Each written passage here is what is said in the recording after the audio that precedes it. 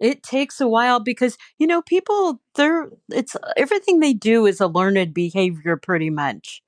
And everything trickles down from like our ancestors and how we were raised. That's how we are the people we are. If a parent is going to be homophobic, they're going to probably raise their kids homophobic, and those kids will raise their kids homophobic. So, there's a lot of deprogramming that needs to be done within people because of how they grew up. That's CJ Johnson, the host of Beyond the Rainbow podcast, which focuses on crime by and against those in the LGBTQ plus community. This is the Silver Linings Handbook podcast. I'm Jason Blair.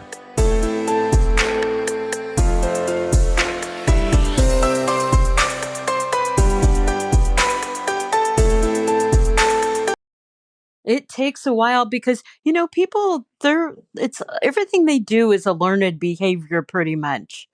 And everything trickles down from like our ancestors and how we were raised. That's how we are the people we are. If a parent is going to be homophobic, they're going to probably raise their kids homophobic, and those kids will raise their kids homophobic. So, there's a lot of deprogramming that needs to be done within people because of how they grew up. That's CJ Johnson, the host of Beyond the Rainbow podcast, which focuses on crime by and against those in the LGBTQ plus community. This is the Silver Linings Handbook podcast. I'm Jason Blair.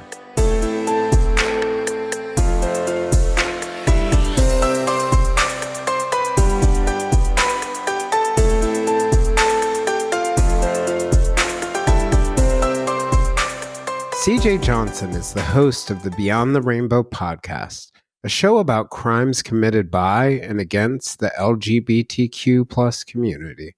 The podcast was started in August 2019 and is in its 16th season now. On the podcast, CJ covers an array of true crime stories from all over the world, especially lesser-known cases. CJ likes to joke that people should remember that it's not a crime to be gay unless you're a murderer.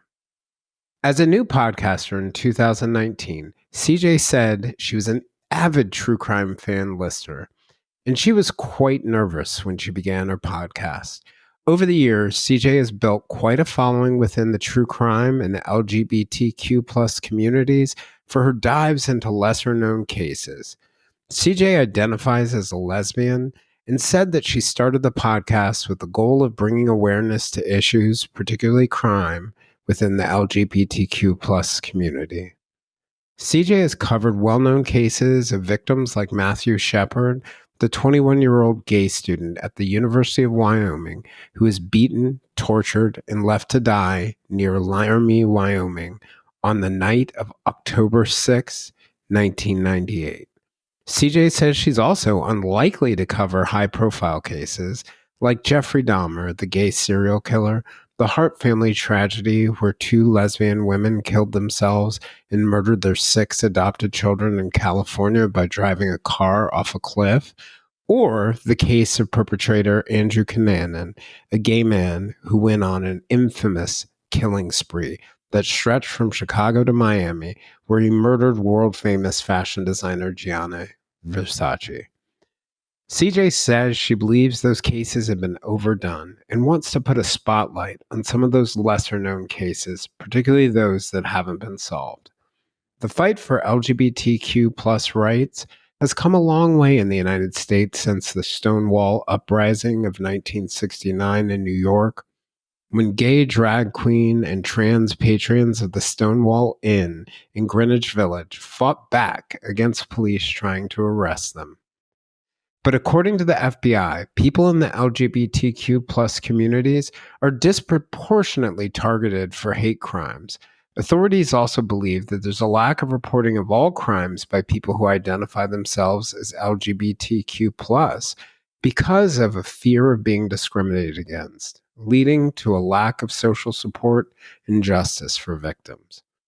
One of the first major national cases that I covered when I worked in the Washington Bureau of the Boston Globe were the murders of two women, 24-year-old Julie Williams and 26-year-old Loli Winans, near the White Oak Canyon Trail in Shenandoah National Park in Luray, Virginia.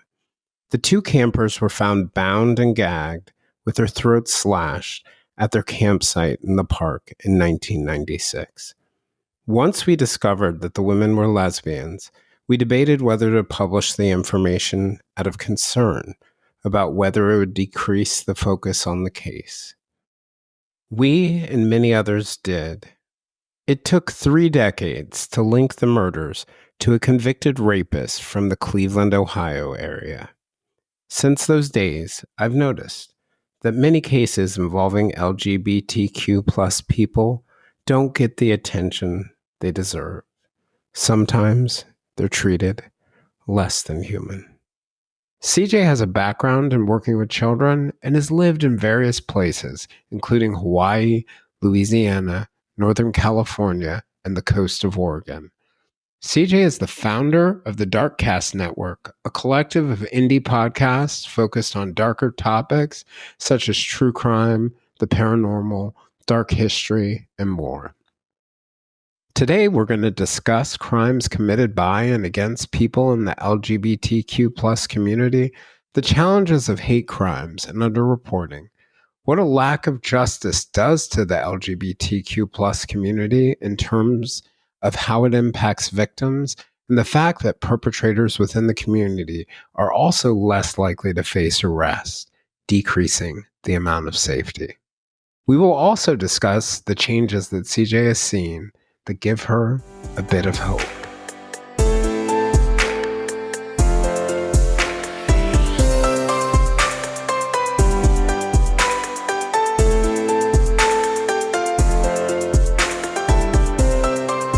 So, CJ, I wanted to thank you for coming on. I first found out about Beyond the Rainbow at CrimeCon 2023. I don't even know if you were there, but I think it was other podcasters, and we were talking about, we were sitting in this big room where they had all the podcasters, and someone else had made the point that there are just so few minorities, period.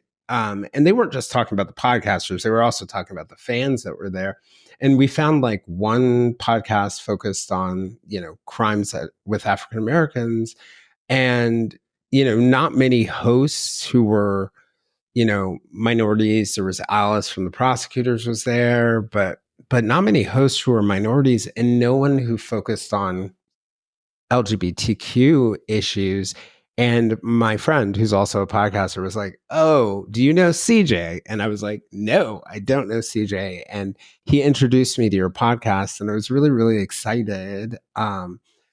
Both to like hear about cases related to both perpetrators and victims who are in the LGBTQ community, because I think sometimes we don't really look at the other side of it and look at the criminals themselves, but also to hear about cases. One thing I loved about it is every week I'm usually hearing about a case I've never heard of before.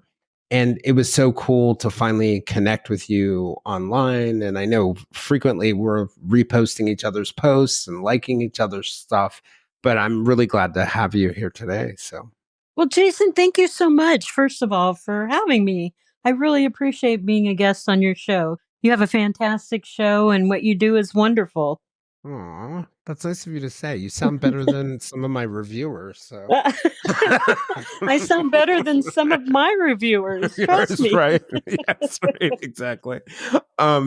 So, one of the things that I have been thinking about when I first listened to your podcast, I, started with the most recent episodes, then jumped back to the earlier episodes. And in one of your earlier episodes, you had re-recorded an intro to it, and you had mentioned, this idea that you were a little anxious. And I know you and I have talked about how you're a little shy. So I'm like curious, what motivated you, somebody feeling some anxiety and shyness, what motivated you to start a podcast? Well, to be honest, I'm not shy at all. I'm very much an extrovert. But I get nervous when I'm doing stuff because I know it can be critiqued, and I worry about that. I worry about Mm. doing a good enough job, and I get in my head thinking, "Oh my god, I'm gonna screw this up. I'm gonna screw it up," and then I screw it up. It was almost like when I used to play softball as a kid. I'd get up to bat and I think, "I'm gonna blow it. I'm gonna get struck out. I know I am," and then sure enough, I'd blow it and get struck out because 'cause I'd get in my head. Um but as far as, starting a podcast, my friend Allison got me listening to true crime podcasts because I had never heard of them before, and I was living in Hawaii at the time, and I thought, "Oh, that sounds like a really good thing." I walk a lot. I would walk my dogs a lot, and, I needed something to listen to because I was getting tired of the same music all the time. So got hooked on these true crime podcasts and I thought, wow, these are sensational. So much fun. Like Southern Fried True Crime with Erica Kelly. She was probably my hero at the time. Um, and then I started to realize that a lot of these true crime podcasts, they did not have LGBTQ cases, or if they did, it was just like one every blue moon. And I thought, I think that there might be a need in the podcast industry for a just LGBTQ true crime show. And that's how Beyond the Rainbow was born. And then I found some other ones like Slay Queens, but I think that they are no longer recording. There were some others that they only lasted briefly. I was just thinking about what you were saying at the beginning of that, like that idea of like in sports where you think about it too much, and then that contributes to not being able to do it. I was just thinking about when I was a kid, if I thought about shooting the basketball in the basket, it would be a disaster. But when I just let go, right, just let Uh-huh. go, I would end up making it in. And you know, I think for a lot of people, it's really hard to like jump that hurdle and let go and go after something, doing something like this. Um, and the other thing I was thinking about, any idea when you walked in why there are not a lot of LGBTQ cases that make it onto podcasts? One of the things that like comes off the top of my head is that the funnel for a lot of true crime podcasts are what's being covered in the news and what's not being covered in the news. And I was just wondering, is it that or something else? Well, I don't know if it's that or not, but if it's that, that's kind of a bummer because the more recent cases, they don't have a resolution yet because the cases haven't gone to court. Mm. You know what I mean? Hmm. Hmm. Well, I was going to ask you, how do you find your cases? Oh, I just do a lot of researching on online. Yeah. And every once in a while, somebody will, out of the blue, send me a case and say, hey, look into this one. And I do, and I give them credit before I start the case. And you know what? And some of those are my very favorite, and the ones I'm most passionate about. Actually, those cases that people have recommended. Is it usually people who have heard about them, cared about them, family members, Yes, law enforcement? um, Okay. my very first one that I covered that was about Ray Hainish, a gay man in Indiana who was murdered, and a fellow podcaster brought it to me and said, okay, so I know the mom and I know the sisters, and they're really great people. Can you look into their brother's case? And with that, I got in touch with the mom, the sisters, and they're still my friends on Facebook, and I love them dearly. They're very sweet. But that was one of the recommendations I had, and you just get so wrapped up because you know these people now, or at least it Mm. feels like you really know these people and you hurt with them. Yeah, well, and I can give you actually a great example of that from your podcast. You covered the 2010 murder of DiMartino, a San Oh, yeah. Francisco man. And that was Yeah. thanks to Julia Crowley of the Consult. Right. And Julia is who brought that case to my attention, and hopefully there'll be some movement on that case soon.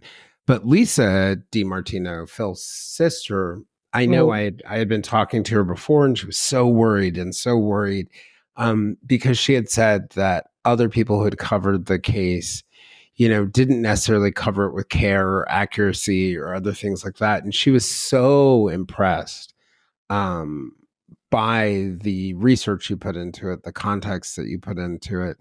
What is your process like? I'm curious. I it's nothing really. It's very simple. I will look up cases and then I will get a name and then I start researching the name and like currently I'm working on 7 murders that happened in a 5-year span in Texas and law enforcement thought it was a serial killer loose, a serial killer of gay men. But it's turning out that it wasn't, and that maybe all of these random 7 cases were committed randomly by somebody else. Oh wow. And so it's like the idea that sometimes the victimology might lead you in the wrong direction if you're if you're making Yeah. certain connections between people. Yep. And speaking of connections between people, I was very lucky on that. Well, it wasn't lucky because I don't think anything's going to come of it. But if it does, that's wonderful. I was working on another case of a guy in, oh, I can't remember if it was in Chicago area. I kind of think it is. I'm sorry. There's so many cases going through my head right now.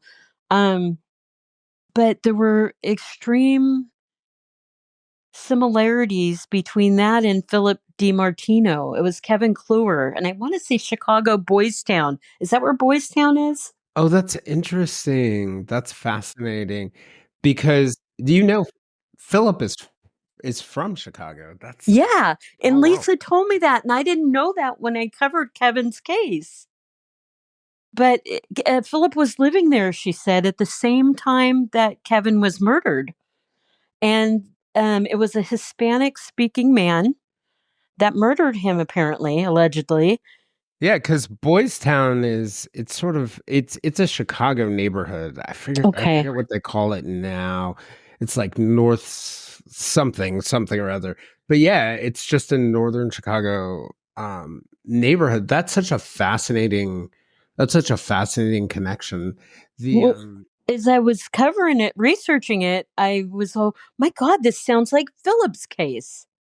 So I kind of got excited and I mean, not excited, happy, but just like, wow, there could be a connection here. I contacted Julia and we both decided it was a long shot, but she contacted some authorities and put them on it too. Oh wow, that's cool. See, and I think those are some of the rewarding things about covering unsolved cases. Hmm. Um and I know some listeners prefer unsolved and some prefer solved, but the unsolved cases give you a real opportunity to have some kind of impact. Do you feel that too? I do. I really do. I think, in fact, I'd like to cover more unsolved cases. I just think they're important. Yeah, like when I've had guests on, and I find power in both. There was a indigenous man, Monty Frank, that I had on at the beginning of the year, and he told the unbelievably powerful story of his daughter, Nada. She was adopted by him. She at 16 disappeared, went missing. She went Oh, missing like 3 more times, was sex trafficked once, got back, got her life sort of in order, graduated from high school, moved to St. Paul, Minneapolis, and was murdered by her boyfriend. oh And my God. there were powerful lessons in that story. Because he has been able to bring so much good out of that pain. But on the other hand, also talking to people like Julie Murray, whose sister Maura disappeared, or Bruce Maitland, whose daughter Brianna disappeared, I just think to myself, or Phil's case, whether it's a well known case or not, these are spaces where all it takes is like one listener somewhere to hear something and realize something. And I Yeah. know it's a long shot. It's a long shot, but even if we can just bring awareness to these. I was wondering, like, from your perspective, do you think that there are unique challenges within sort of the LGBTQ community when it comes to either, crime in general, or how law enforcement and the media handle coverage of crime? Oh, yeah. Um, I think with law enforcement and versus the LGBTQ, and I hate to say versus and not united because it is in a lot of ways versus. There's a lot of lack of trust the LGBTQ community has for law enforcement, and that might go back to our long history of harassment by law enforcement up until current today of being harassed and kind of just made fun of. Although I do think that it's getting a little bit better, Jason, Mm. only because I know in some bigger cities they're bringing in LGBTQ can you say that word for me? Liaisons. Thank you. You're See, I welcome. told you there's sometimes that I have trouble coming up with words. Um Me too. Liaison. Oh my gosh. You're Lia- good. okay. Officers that work with the LGBTQ, um, they work closely with them, and those officers are gay or lesbian or even trans officers. So I think it might be getting a little bit better, and the LGBTQ might be developing a little bit more trust for law enforcement. Yeah, I know when I was a reporter in New York, there was a LGBTQ um, group of officers within the NYPD. They were their own private association. But one of the cool things in New York, when they brought back their community affairs division, which was a division that focused on, the relationships with the community, they brought in a LGBTQ outreach unit. And it's really, really cool because they do everything from, safety for seniors in the community to, workshops on how to have a conversation with cops, but also workshops for cops on how to have conversations with people in the LGBTQ community. And one of the important parts of that is like looking at that history, because I think a lot of people who are, growing up right now can't even imagine something like the 1969 Stonewall riots when, gay men, lesbians, trans people, drag queens, everyone, they were all getting harassed by the cops simply for their gender identity or sexual orientation. Right. And when I say that, a lot of people think like, oh, it was like, they were just harassing them. I'm like, the laws on the books also were, criminalized, Right. criminalize a lot of these things. And so, but part of me says, wow, we've gotten to a decent place, right? The fear of going to law enforcement may not be as strong. Um, but certainly with the trans community, there's still a lot of challenges. But I also think of some of my friends who are gay men who Uh-huh. have been victims of violence, intimate partner violence. And I can think of instances where they've been very fearful and ashamed because they're men, right? Right. Of going in and saying an intimate partner hit me, or they believe that um, law enforcement won't understand. And one story from when I was a reporter at the New York Times, I forget what I was covering at the time, but we had this thing called the Greenies. Okay. And the Greenies were these, and it was really weird because they were printed on yellow paper, so don't ask me.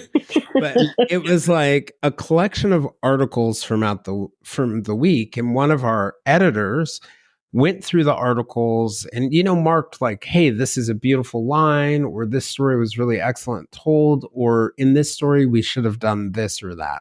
And I remember I loved flipping through the Greenies because I would always get like good ideas about what to do or not. But one week they came by, and inside was this reference to a gay man who had been raped. And the editor wrote down, like, you should explain the mechanics here of how a man could be raped by another man. And I thought to myself, you do not understand the concept of rape. That was my Right. first thought. And then my second thought was like, do you understand so little about the dynamics of relationships and intimate partner relationships that these things could happen? So part of me at that moment would wanted to be able to say to my friends who are gay, it's okay, you can explain it to people and they won't understand. Another part of me is like, I am sitting here in the New York Times Right. with a very learned editor who does not get this. And just in case you were wondering, CJ, of course I complained. Good. Right. Um, so, That's just not right. right. Yeah. But so I wonder whether like that plays a role in it too. Like not just the idea that you're going to get harassed, but that you're not going to be understood, or all it takes is one person who's homophobic in the entire process to, you know, because I think as somebody who's African American, there's a reluctance in my community. I've spent a lot of time this year talking to Native Americans. There's a reluctance to engage. And a Right. lot of it is about like not understanding our culture or the fact that law enforcement has historically had such a negative role. I think you might be onto something with all of that. Yes. And it's definitely the marginalized communities. Yeah. And I think of my experience as a Black American, and we were talking about this before, that I identify as demisexual, which is on the asexual spectrum, but basically at its core, in its simplest form, is that I don't experience sexual attraction unless I have like an intimate relationship, friendship with someone at first, and trying to explain that and feel now. So long before that, I've always participated in things like pride parades and events, but it's been really interesting now that I identify to participate in it. But Mhm. one of my friends was asking me, well, what's it like to now identify? I was like, it's just like being Black, same thing. People don't understand. People ask you the weirdest questions. Yeah. um, But it's okay that they ask you questions because they need to learn. I love that part, actually. I do love that part, being able to have those kinds of conversations with people that open them up to new perspectives, because the same thing, I'm sure you feel the same thing happens to me because I'm Black. I haven't cornered the market on the entire Black experience. I don't know what it's like to be a Black woman based on my own experience. You identify as a lesbian, right? I'm a lesbian Black woman. Oh, no, I'm not Yeah. a Black woman. But all of that said, right? Like, for my really close friend who came out last year as bisexual, it was a great bonding moment. But I'm telling you, we both learned a lot from each other in that. And I wish like law enforcement, prosecutors, and others took that same kind of inquisitive interest, if that makes Yeah, sense. it would be nice. But in 2021, a lot of the big city law enforcements, they were mandated to have to take classes on how to deal with the LGBTQ plus. So what came out of that I'm not sure. We're still finding out. I think it was only 3 years ago. 3 years ago? Yeah. It takes a while because people it's everything they do is a learned behavior pretty much. And everything trickles down from like our ancestors and how we were raised. That's how we are the people we are. If a parent is going to be homophobic, they're going to probably raise their kids homophobic, and those kids will raise their kids homophobic. So, there's a lot of deprogramming that needs to be done within people because of how they grew up. Yeah. And I think so much of that too, that point, like looking at any bias, it you're blind to it at times. Like, when I'll talk to people about bias, especially when they're having a hard time getting their head around it. And I'll be like, oh, here's a simple one to understand. I'm very altruistic. So I love helping people. Hmm. Um, but because I have that bias toward helping people, I think everyone wants to help people. I think that, which is not exactly true. So that It's bias not. creates blind spots. And, and I think it can be, biases operate in a very similar way because it's almost like poison is being passed on, but because it's all you've ever known, you don't realize it's poison. Right. It's how you were brought up. That's the norm. Yeah. And Yeah, that, do you, do you think that could be getting in the way of some of the coverage too? I That people do. don't know how to I tell me also about that. think sometimes it's what we watch on TV or in movies. LGBTQ people are kind of portrayed in a lot of, at least the older ones, movies and TV shows as the guy's flamboyant and the woman is a big old bull dyke, you know? And that's Right. not how everybody in the LGBTQ is. We're normal people, just like everyone else, really. We have feelings, we breathe, we walk, we put our pants on one leg at a time or our dresses over our head, you know? the well, and those misconceptions, do you think those misconceptions can sometimes get in the way, create a little bit of Create. nervousness or discomfort that's easy? Because like one of the things that I'll tell people, like I can walk into a room and like I'm not always right, but like when there's somebody who's really uncomfortable with black people, like you can smell it on them. You can like smell And the fear. I have come down to this. People are scared of what they don't know and don't understand. I am in great fear of snakes and spiders, but I started to get to know spiders a little bit better. I'm not so afraid of them anymore. Snakes, on the other hand, I really don't want to get to know. You say that now. I do. They scare me. Well, and I think you're onto something in that notion of fear. I grew up. So for my family, because we were black, actually, this connects to it. Wherever we moved, particularly when we were living in the South, we just went to the most progressive church we could find. So it could be Baptist, it could be Methodist, it could be whatever. It was going to be the most progressive church, at least when it Uh-huh. came to race. And then when we moved to Virginia, it was a very progressive church in terms of race, but not a progressive church in terms of Mm, LGBTQ issues. See, I do it too. sinners. Um, right? And like it was all under the auspice of hate the sin, love the sinner, like that kind of notion that the homosexual acts were sin. But you could love the sinner. But I did not see the behavior of loving all of the sinners. I didn't see love for certain groups of people.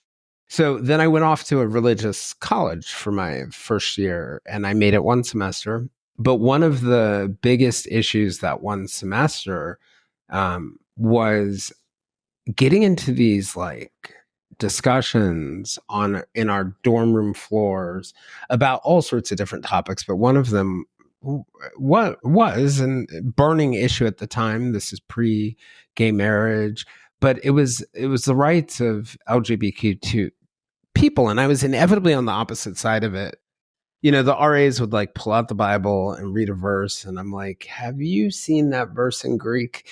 Like, it means something different than what you think, or do you realize that verse was completely reinterpreted when the Germans redid the Bible in 1943 or whatever?" Right? So we would have these debates, but they would flip from a debate about the actual issue to, "Oh, there's something wrong with Jason's soul," this patronizing thing.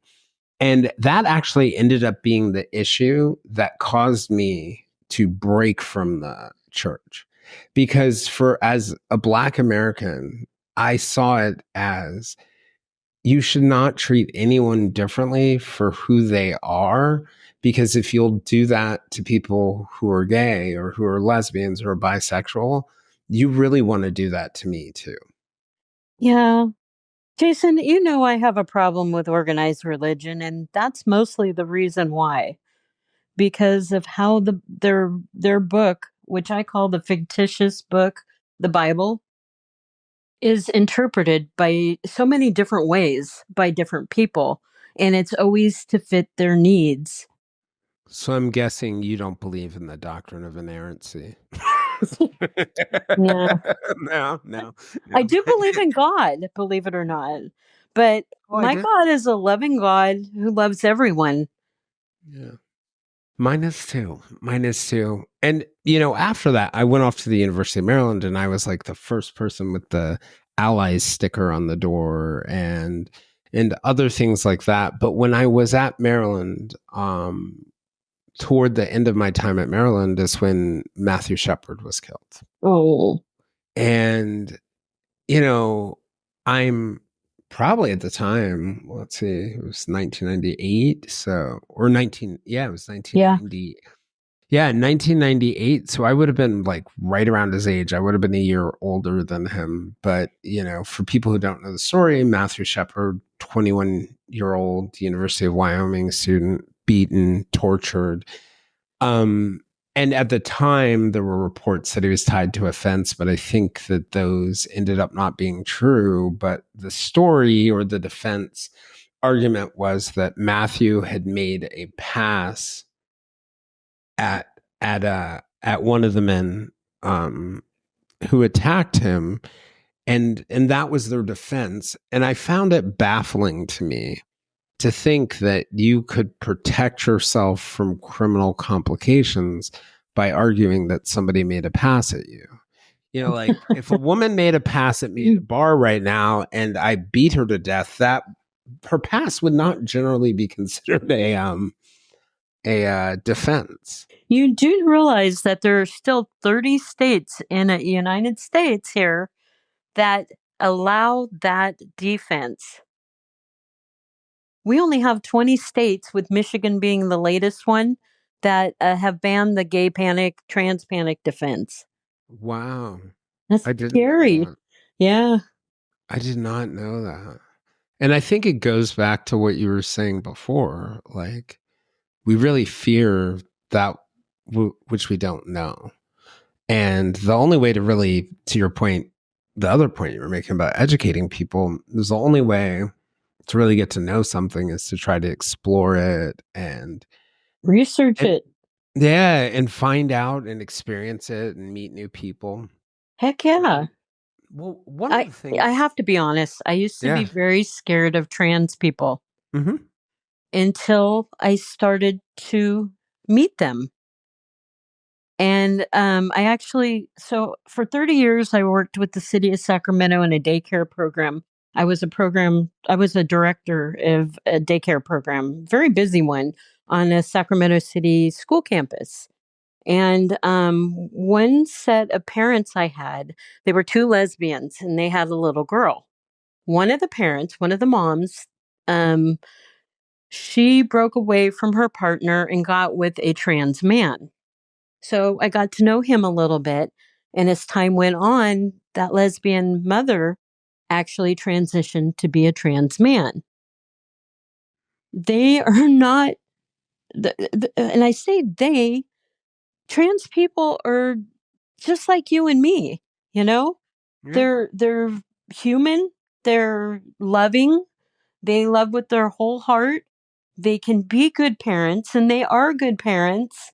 And it flabbergasts me that more people do not try to research and get to know people before they automatically assume, oh, they're gay, they're black, they're Hispanic, I hate them. Why? Why is there so much hate in this world? I don't understand it. Yeah. Well, I think a lot of it comes down to the way that like we as humans operate, even though we're so similar, we tend to focus on the differences. And I think it's a part of our tribalism and the way that we operate as a clan to feel safe because we convince ourselves that we have a lot of commonalities with people. This all, though, makes me wonder and thinking about what you're saying and like that idea of exposure. Is it important to you that people, even outside of the LGBTQ community, get the chance to hear some of these stories? Oh, yes. And I have to actually tell you, I think most of my listenership is mostly straight women. Isn't that Interesting. funny? No. Yeah. Yeah. Yeah. So the typical true crime profile. Yeah. That's wild. What do you think causes them to gravitate toward the cases? Maybe it's because they like cases they haven't heard before. I don't know. As a listener, that's what I would say gravitates me towards a podcast on true crime. If I like the unknown cases, ones I haven't heard 100 times, you know? Yeah, the puzzles that can be solved, the mysteries that can be unraveled. The one of the things I was wondering about for you, what was your own journey to to realizing, that you were a lesbian? Did you instantly know, and did you face struggles Oh growing yeah, up? I faced struggles. I did not instantly know. But in junior high, I was getting crushes on girls. And it was worrying me because my dad was a huge fan of Archie Bunker. And we Mm, know how bad Archie Bunker was. yeah, I would not call him the model of gay rights. No, not at all. Or black rights. Um, Anyone's rights, or meatheads rights. Yeah, that's right. right? So, Certainly not. but his mother is a lesbian. And I didn't realize it until I was at least of junior high age, maybe high school age. And then I heard my mom talking about it, about how her and her partner had been together for years, living together, and they managed an apartment complex.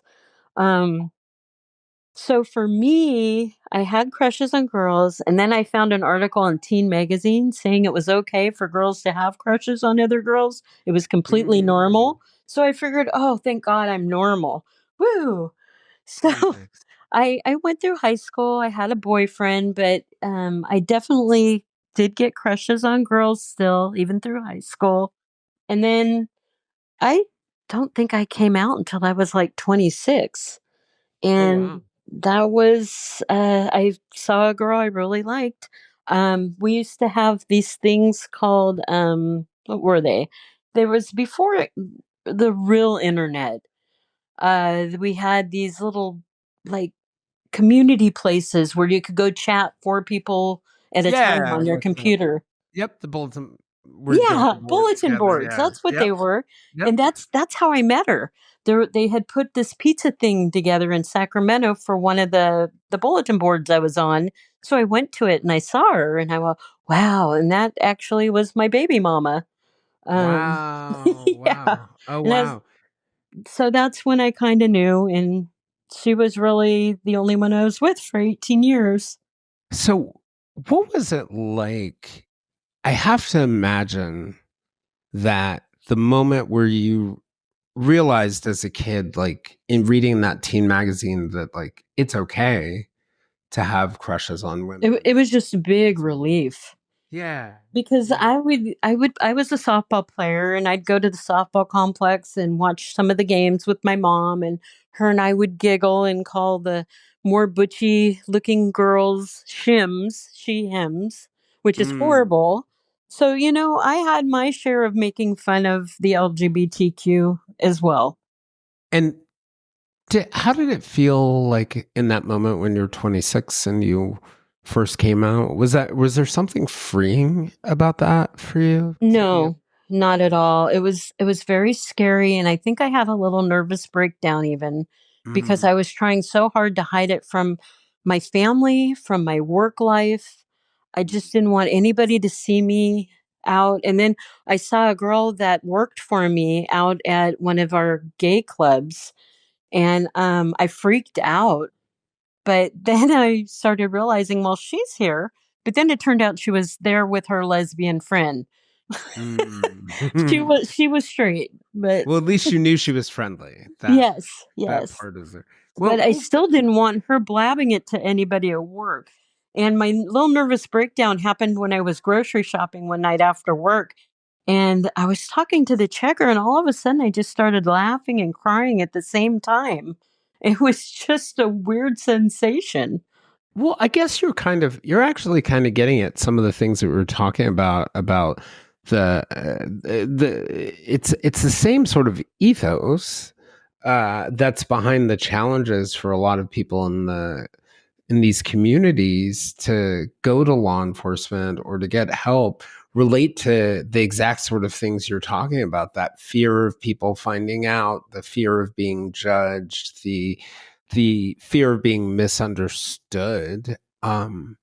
Do you have any advice when you're thinking of, let's say, victims or thoughts for them when it comes to engaging law enforcement or reporting crimes? Like, I always try to tell people to live your truth as long as it's safe. If you feel safe, I think you should go to law enforcement, especially if you're a victim of domestic violence or any kind of violence. Definitely and is there anything that, in thinking about that sort of victims can do to sort of like assuage their concerns or like engage with law enforcement? Some of those fears for people might actually be, there might be some reality to it. And I'm wondering, for that person who does go in and may encounter somebody who makes homophobic statements or says something. makes them feel uncomfortable. There's Yeah. always somebody higher up Yeah, that is that they true. can report them to. And if you have to make a stink, make a stink. One of the things, by the way, that I find totally interesting about your podcast is that, and I love this when I first read the description, you've got that line in there where you talk about it's not a crime to be gay, unless of course you're a murderer. But before that, you talk about, and you do have a great sense of humor, but you talk about the idea that the podcast focuses both on LGBTQ victims as well as perpetrators. And I know a lot of people, like when it comes to underrepresented minority groups, will often focus on the victims and not focus on the perpetrators. Why'd you decide to do both? Because once again, the LGBTQ people are just like everyone else. Do you think that there are people who don't think about that, or that problem gets ignored? And part of me, Maybe. And in fact, I think it's in reverse for me that I think people think more that there's killers that are LGBTQ mm, than victims that are LGBTQ. Like, and even, and this just drives me freaking nuts. Uh, pedophiles. A lot of people mm. think all the pedophiles are gay, but they're not. Pedophilia has nothing to do with your sexuality. It has to do with a mental illness.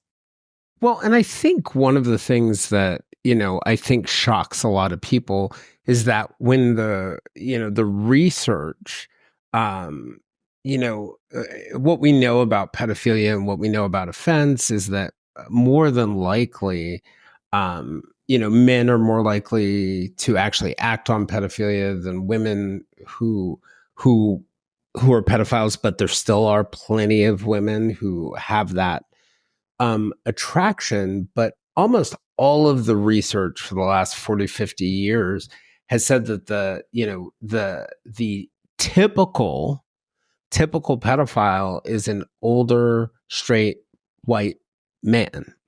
And there you have it. Right. And that's the scientific studies really, really look at it that way. But when you see pedophilia in the news, it's often um, I think subtle suggestions that it's gay men, but I also look at it a bit like sexual assault. Like, sexual assault is not really about sex. It's Right. about violence, it's Mm-hmm. about control, it's about dominating.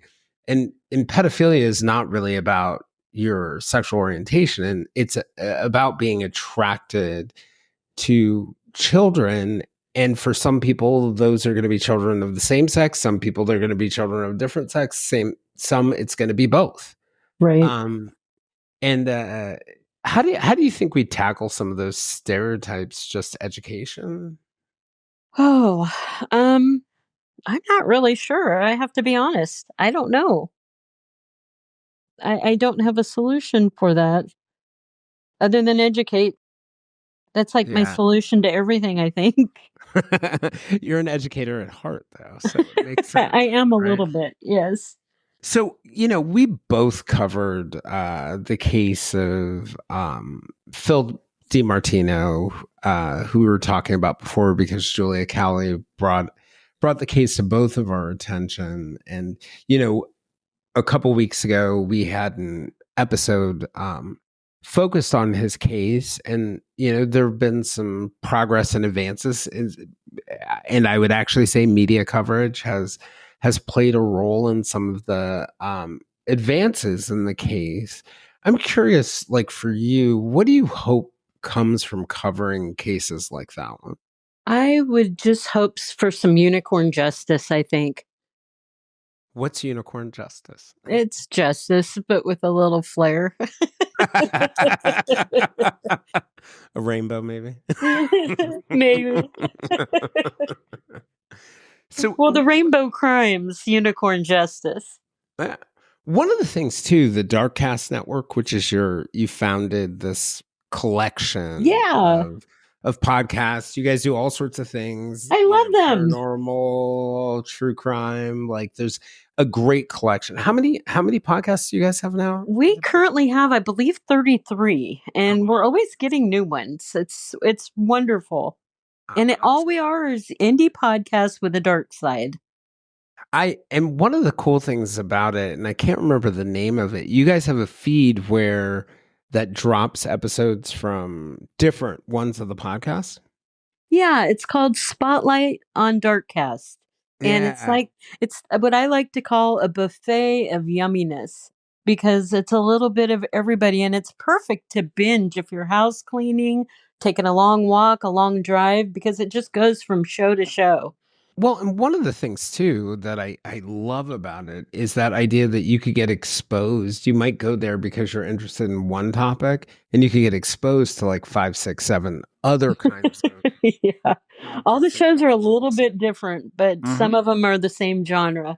Oh, Like, they're we have quite a few true crime, we have a few paranormal, some dark science, dark history. Oh, and with the dark science, I swear to you, it's cause of death, 100 seconds till midnight, and I swear to you, after I listened to her, I feel smart for at least half an hour, and then I have to go listen again to another one.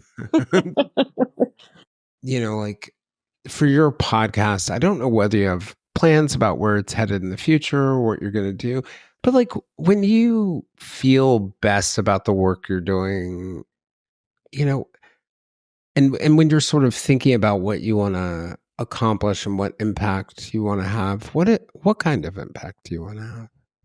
Um, that's a really good question, Jason. I don't know. Just I really want people to realize that we're normal people and shit happens to us as it happens to everyone else. I think the stories of victims are important and they need to be shared. Um, One of the struggles I do have with doing this podcast is I worry that am I doing a good enough job putting the word out there? Is there gonna be a family member upset with me? In fact, there was one mom, her son went missing in a foreign country, and he's a gay man, and a lot of shows have covered him already, and I actually went to the mom, which I don't do very often, and I asked her for permission to cover her son's case, and she was very flippant with me about, "No, nobody can tell my son's story but me and my family." And that kind of took me back. And then I think she thinks that we're all out there for the money. There's no freaking money in Little do podcasting. they I'm know. sorry. I know. So I explained that I'm a mom. I told her my age, that I'm a mom. I'm not going to tell you my age, Jason, that I'm a mom. And, I totally understand. I just, that's why I wanted to ask her permission first, if it was okay if I covered his story. I guess somebody had done her bad, covered her son's story on YouTube, and that's why she got so harsh with me to begin with. But then, she calmed down a little bit, which was nice, and we had a nice discussion. So for me, I think with my podcast, I just want to make sure I'm not hurting anybody's feelings, making a situation worse for someone, just stuff I don't want to do. What about the things that you do want to do? I just want to get voices out there for people. I don't know that I'm the best one to put the voice out there for people, but why not? I have the platform. I'm trying my best to get these cases heard. Maybe somebody knows something and can help with these cases. Yeah. So what it gives you, I think it sounds like it gives you an opportunity to give, you know, these people in death a voice they may not have always had in life because of the crimes that were committed against them, and possibly for some of them because of their sexual orientation or their gender identity. It's kind of like beautiful to think about that you get this opportunity to sort of sing their song. Um, I love that you always put everything to music. I That's do. that's a great thing. It is very pretty actually. Like the case of 21-year-old Alex Van Dalsen. He's a trans man. I call him a boy, but he's a trans man who was murdered in Indiana. Uh, I think it's important that his story is told because nothing is being done about it by law enforcement. The law enforcement, they told the mom and they declared it was a suicide. But yet on their body cam that I've already seen and witnessed, they said the scene was staged and he was moved there Oh to wow. where he was found. So, it's cases like that. If we can make enough noise, somebody's got to listen and do something about it. Yeah, and I think like some of it too. I just as you were saying that, I was thinking like maybe part of the challenge too is that idea you said you mentioned before that we're afraid of what we don't know, but we also sometimes can become most passionate about the things that we relate to the most. So like when I'm a cop and I can see somebody as my daughter, I might push a little bit harder or whatever it is. But I Yeah. think like for everybody being able to see LGBTQ people as fellow people, I think that's one of the coolest things too in your podcast. Like you do tell their stories, and you tell their stories, they're very human stories. Honestly, and I think even if it doesn't resolve a case, it's like it's a gift to the families, to their loved ones, to the universe, to listeners who don't even know them, just to give voice to them. If I can be respectful of them, that's my goal. I just want to be respectful of the families and of the victim. Yeah, absolutely. Well, I really do appreciate the time, and thanks for being willing to talk to me about this. I really do think it's an important topic, and not just awareness around these issues for people, awareness about the LGBTQ community, but not just that, awareness about anybody who's not like you. Yeah, Because definitely. yeah, yeah. And I feel the same way myself. Like I might be a black man, but there are plenty of things that I'm not that I need to learn or need to learn about, that I should learn about, and that I'm better for. And I think, for all of us to just I think maybe a lesson I take away from this is, for all of us to look outside ourselves, to go find that spider that we're afraid of. See. And go make friends with them. Yeah, absolutely. All right, CJ. Well, thank you very much. Thank you so much, Jason. You take care. You too. Thank you all for joining us on this discussion and this episode of the Silver Linings Handbook podcast. I just want to recommend, if you haven't done it already, to check out our community-run Facebook group, the Silver Linings Fireside Chat. Also, for $3 a month, simply $3 a month, you can join our Patreon and find ad-free and early episodes, another great part of our community. But also, if you'd like to join us for more discussions with me and other listeners, we can be found on most social media platforms, including that listener run group. For deeper conversations with our guests and live conversations with our listeners, you can join us on our Patreon, and the address is www.patreon.com/the Silver Linings Handbook.